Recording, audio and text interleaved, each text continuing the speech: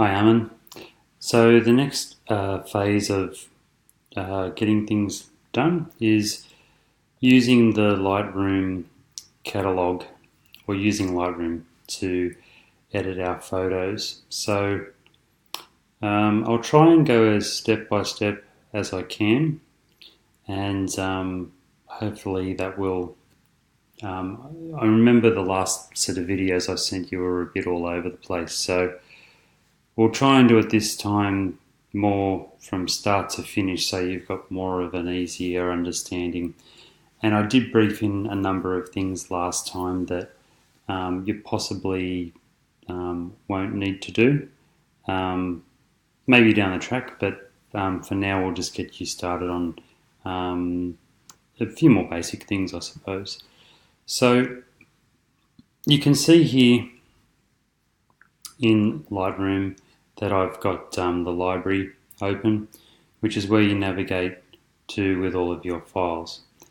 In my Macintosh, I'm on a Mac these days. On my hard drive, I've got the Queensland folder, Springbrook, Preprocess and Raw.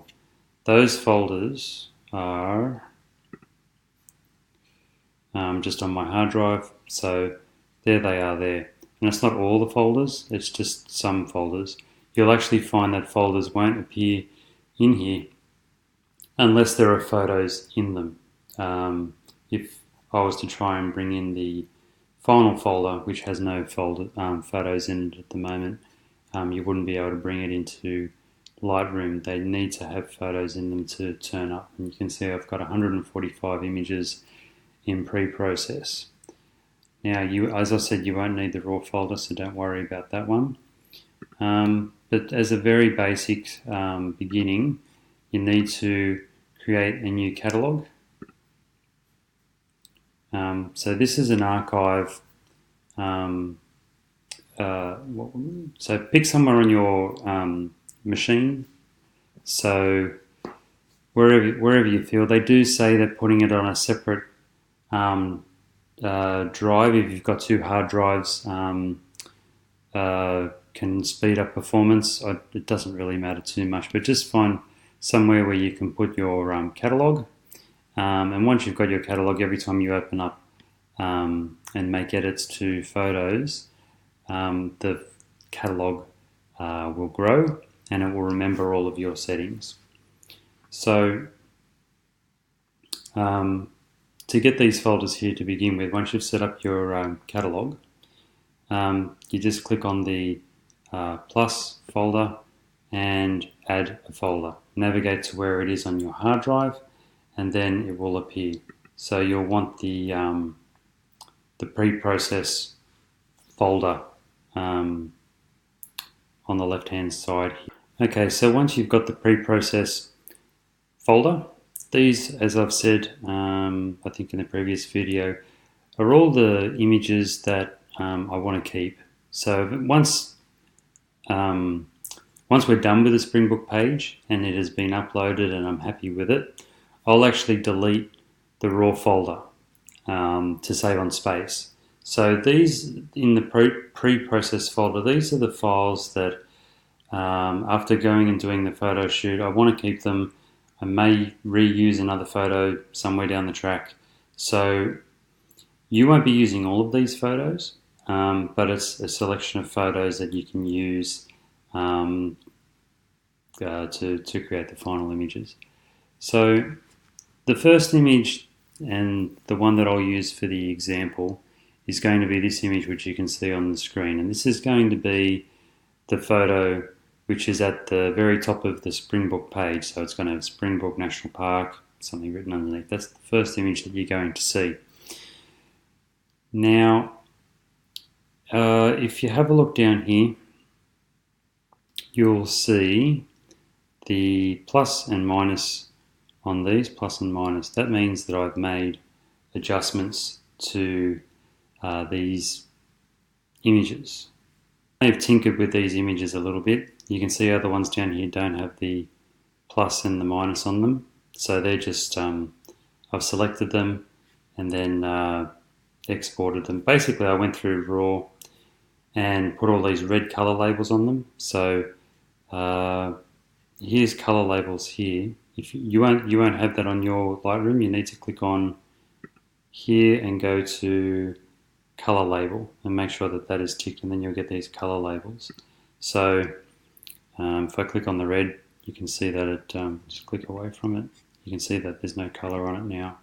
So when I was in RAW, I had a whole lot of photos, and every single photo that I wanted, I added a red color label to it. And then I exported every image that had a red color label into the pre-process folder. So that's how I've ended up with the pre-process folder. You don't need to know that, but you will in a second. So anyway, so plus and minus means that there's been some adjustments made to it. So if I go into develop, I just did two minor tweaks here. These should all be in the middle as default, and I just made a couple of minor tweaks. So that's where the plus and the minus came from. Now, over here you can see another one that's got this box around it. Now what that indicates, if I right click on an image and go to photo merge, now it's not lit up because I've only selected one image, but if I selected multiple images, I could create a HDR for multiple images. I could create a panorama for multiple images. I touched on that in other videos. So that's what that symbol means. So this image here is a HDR of a number of frames. This one here does not have it, so this was straight out of the camera. So you can see that this HDR has got a lot more dynamic range in it. Now, I actually kind of like the look of this image. It's not too bad, and I'm going to be briefing into you in a text document. I'm going to have it all laid out. I've yet to do it yet, but in here I'm going to have a text document, and it's going to have a detailed list of all of the names of these images. So image 4807.dng, that will be this image, and this will be this image, and I'll itemize it in a way that it will look just like a ScenicGem page, like all the images, overview images, everything. Like it's all going to be documented, and then you know where they're going to go on the page. So I've got to get to that, but I may be telling you this image, so image 4807, and you'll come in here and you'll say, okay, well there's that image, but I've also got a HDR, and I've also got a slightly different one there, and I've also got this one, and they're all kind of similar. Now I'm picking this one because I feel that it's the best to use. I may even give some extra instructions in the text document. Not sure, I haven't got to that yet, but yeah, I may say in the text document I like the black look of up the top and down below. Try and maintain that. It depends. I mean, it's all creative, so we just need to make these images look good, and I am leaving it up to you. But I did notice that when I went in for a quick look at this image in Develop, and I think where was it? If I pull the shadows out and make it look like the HDR, you can see a heck of a lot of noise in this image. So if I wanted the image to look like that, I would go for the HDR because it won't have the noise. That's the beauty of HDR. It exposes much better and makes everything look really nice. Now, having said that, oh look, there is quite a lot of black in the rocks there. I just find this a little bit distracting up here, but I'm starting to get off track here. Yeah, see, pulling that down and making that a little bit darker, that's probably better. So it's probably a happy medium. It's not so pronounced anymore, and that's really starting to show off now and really becoming a feature. And look, a lot of that might even get cropped out the final image. It's more about this scene here. So the next part is to go through these sliders here. Now, I have touched on these in other videos, so that's an extra resource for you if you want to delve into it. I would say that you've played around with them and you understand all of these sliders a fair bit now and what they do. So if you don't understand what these sliders do yet, just let me know and we can talk through them again. And you do have the option of saving all of these settings out as a preset over here. So if you find that you're doing the same thing every single time, like pulling the highlights down is just one that I always do. I always pull the highlights down. And the shadows I always put at about 90. I always find that there's always too much detail that's lost with the shadow down at 50%. I always tend to bring it up to about 90, sometimes 100 even. But it's a good starting point. So just know that you can save out a preset so that you can have that slider down and that slider down, and however you like to use these every time. I'll leave it to you. I've talked about it in other videos. I suppose I talked a bit. I'll just quickly recap on what I use. So I use.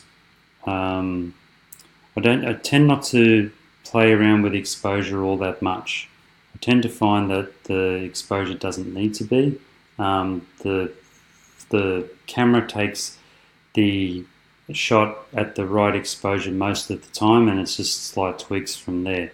Sometimes playing with the exposure does help if it's not right for some reason.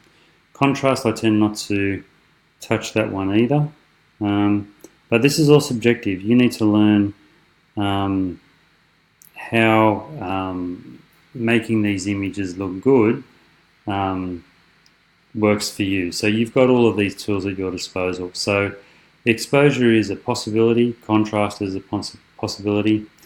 These ones are a must. So this is like your first port of call for getting this image to look good. I do not touch clarity. You can muck around with dehaze. I do not touch vibrance and I do not touch saturation because these will be addressed in Photoshop as the next step. And I've never found clarity to make images look better, to be honest. Dehaze can work a little bit sometimes. So I can see that it's starting to look a little bit nicer there with a little bit of dehaze. The next is the tone curve. So all of these, this is an additional set of steps, and they're like these ones up here, but just they work a little bit differently. So once again, you get more control over your highlights and your whole range, from highlights all the way down to the darks. So once again, focusing on keeping it natural, but also heightening it as well.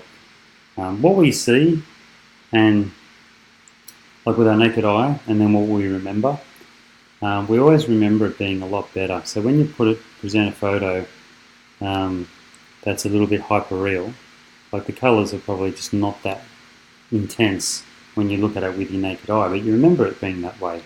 But we don't want to push it so far that it looks fake and the colours are off, because the brain picks up on that. So it's this subtle balance that you need to get right.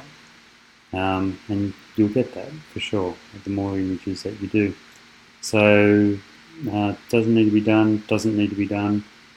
Detail is a good one. So if I was to look at a dark area,